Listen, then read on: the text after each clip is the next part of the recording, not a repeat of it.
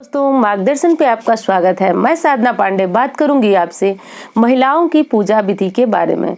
दोस्तों, जैसा कि अगर आप मेरे साथ पहले से जुड़े हुए हैं तो आप देख रही हैं या फिर देख रहे हैं कि इस चैनल पे बहुत सारी वीडियो जो पूजा पाठ से संबंधित पड़ती है, और सबसे अच्छी और बड़ी बात यह है कि आप लोग जो है उसकी काफ़ी सराहना करते हैं और काफ़ी उस वीडियो को लाइक करते हैं।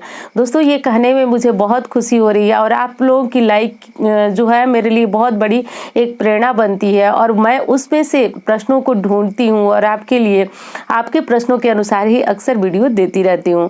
और एक बार फिर कहूँगी कि आप लोगों को बहुत बहुत बहुत मेरी तरफ से जो है वह आभार है, क्योंकि आप लोगों की इतनी प्रशंसा, इतने लाइक, इतने कमेंट के द्वारा ही मैं आप लोगों को इतनी अच्छी अच्छी ज्ञानवर्धक जानकारियाँ पहुँचा पाती हूँ। तो उसी प्रश्नों में से आपका एक प्रश्न ये है कि महिलाओं को पूजा किस प्रकार करना चाहिए। तो मैं आज बताऊंगी आपको कि देखिए, महिलाओं को पूजा करना चाहिए तो मैं ये बिल्कुल नहीं कहूंगी कि महिला और पुरुष की पूजा अलग अलग होती है।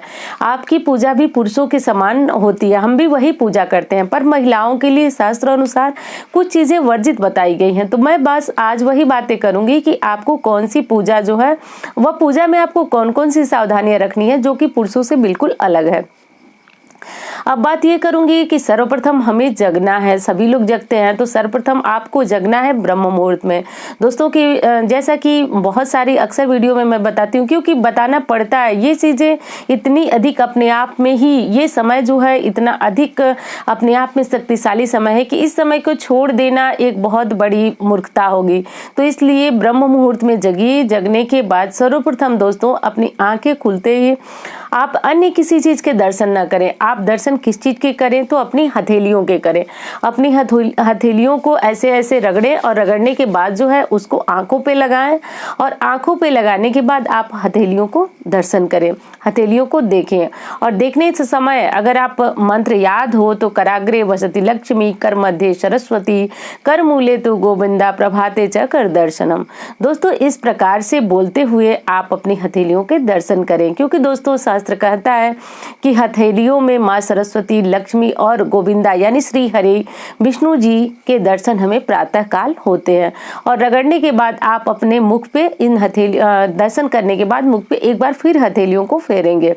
इसके बाद आप अपने बिस्तर से नीचे उतरेंगे। नीचे उतरते समय आपको ध्यान रखना है कि आपका बायां पैर ही सबसे पहले धरती पे पड़े। उसके बाद धरती माता को प्रणाम करें। दोस्तों, प्रणाम करना माता को बहुत जरूरी है। जैसे कि माता सहनशील है और उनके ऊपर चाहे कितना भी कचरा हो, गंदगी हो, बुराई हो, वो बिना कुछ कहे सहती जाती हैं। तो कहीं ना कहीं स्त्री को भी शास्त्र में धरती की संज्ञा ही दी गई है। तो सबसे पहले अपने अंदर की ऊर्जा को जागृत करने के लिए आपको धरती माँ को प्रणाम करना बहुत जरूरी है। अब दोस्तों, प्रणाम कर लिया आपने, और प्रणाम करने के बाद आपको क्या करना है कि आपके जो भी इष्ट देव हैं, जो भी भगवान है, आपको उनको याद करना बहुत जरूरी है। तो आप अपने इष्ट देव को याद जरूर कीजिए।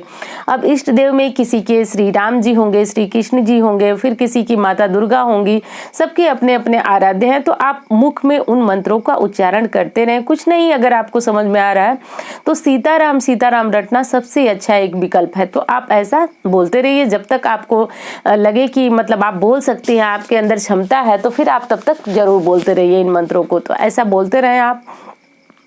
अब उसके बाद आपको उसके बाद क्या करना है कि आपको, जैसे कि आप अपने कार्य करेंगे, फिर उसके बाद जब आप पूजा करने जा रही हैं तो ध्यान रखने वाली बात यह है दोस्तों कि कभी भी हमारे बाल जो है वह गीले और खुले नहीं होना चाहिए पूजा के समय। बस यही चीजें जो मैं अभी आपसे कहूंगी कि यही चीजें जो है पुरुषों से अलग है। अब पुरुष तुरंत स्नान करने के बाद वो जो है कि पूजा कर सकते हैं, उनके बाल गीले होने से कोई अर्थ नहीं है, लेकिन हमें पूजा करते समय बालों से पानी टपकना मना है।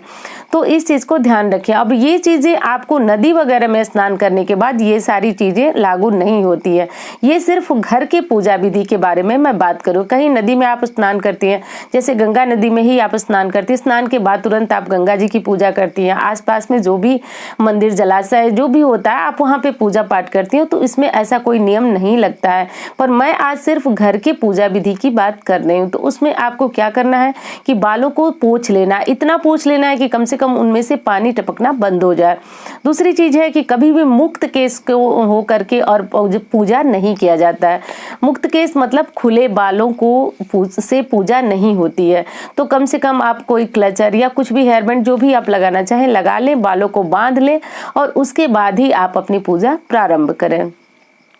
अब अगली चीज ये भी है दोस्तों कि बालों से संबंधित एक चीज और है जो कि विषय तो नहीं है, लेकिन एक चीज मैं बता देना बहुत जरूरी समझती हूँ कि आपको इसमें यानी कि जो आपकी पूजा है उसमें तो आपको बाल बांधना ही है, लेकिन रात्रि में सोते समय भी आपको अपने बालों में एक रबड़ लगा करके यानी बांध करके सोना चाहिए। जैसे आप पूजा जो है वह मुक्त केस होकर के नहीं कर सकती हैं, उसी प्रकार सोना भी मुक्त केस नहीं चाहिए, ऐसी शास्त्र में बताई गई। यानी बहुत सारी नकारात्मक शक्तियां जो हैं वह स्त्रियों के बालों में उलझ सकती है, इसीलिए एक बहुत अच्छा विधान बनाया गया है कि आप अपने बालों की चोटी कर लें फिर सोएं।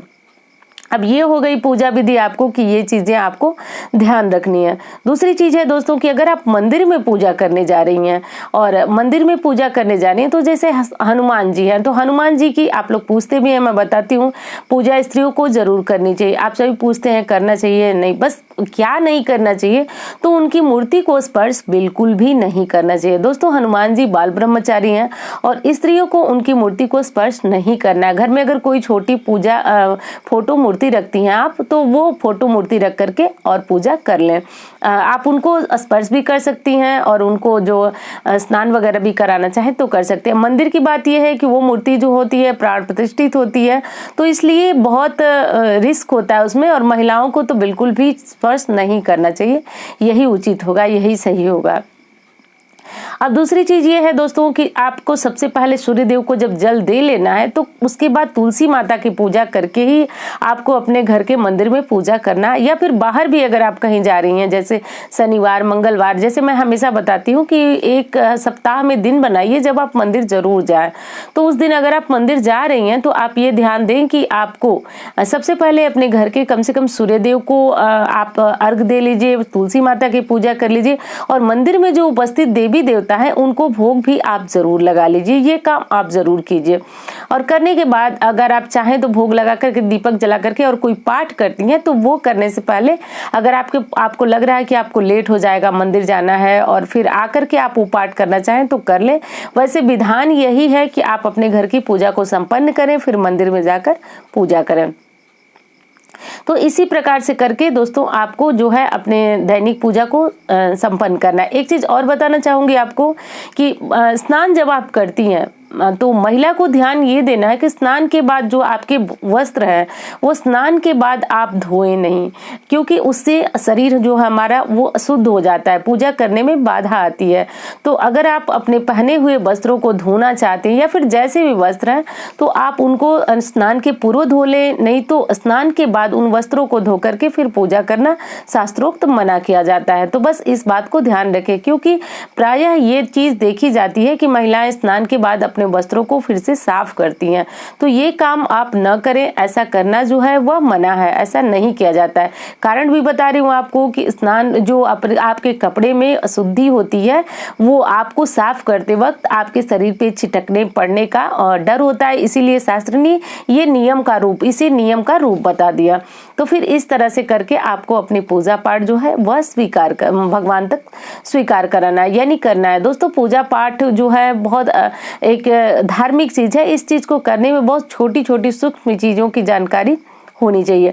और सबसे अच्छी बात यह है कि जब हम करना शुरू कर देते हैं तो छोटी छोटी जानकारियां जो है वो आपको स्वतः ही मिलने लगती हैं, भगवान स्वयं आपके लिए रास्ता खोलने लगते हैं।